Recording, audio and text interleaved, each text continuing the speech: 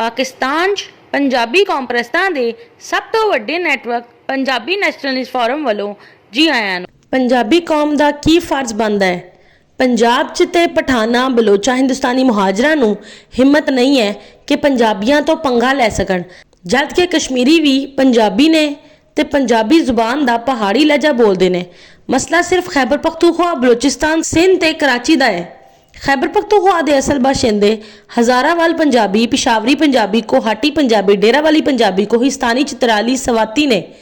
पंजाबी कौम का फर्ज बनता है कि हज़ारावाल पंजाबियां, पिशावरी पंजाबियां, कोहाटी पंजाबियां, डेरावाली पंजाबियां, कोहिस्तानियां, चित्रालियां, सवातियां नूं अफगानी पठान कबाइल की सियासी, समाजी, मुआशी, इंतजामी बालादस्ती तो निजात दिलवाए।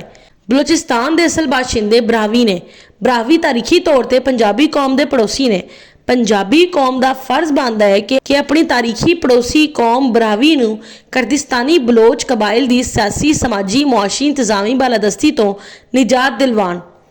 सिंध के असल बाशिंदे समाट ने। समाट तारीखी तौर पर पंजाबी कौम के पड़ोसी ने।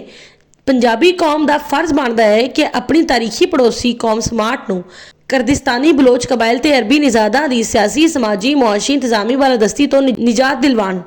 कराची नूं फिर तो अमनो अमान ते प्यारो मुहब्बत वाला शहर बनाने के लिए पंजाबी कौम का फर्ज बनता है कि कराची दे पंजाबी, स्मार्ट, ब्राहवी, गिलगिती, बल्तिस्तानी, कोहिस्तानी, चित्राली, सवाती, गुजराती, राजस्थानी नूं हिंदुस्तानी मुहाजरां की सियासी, समाजी, मुआशी, इंतजामी बालादस्ती तो निजात दिलवान।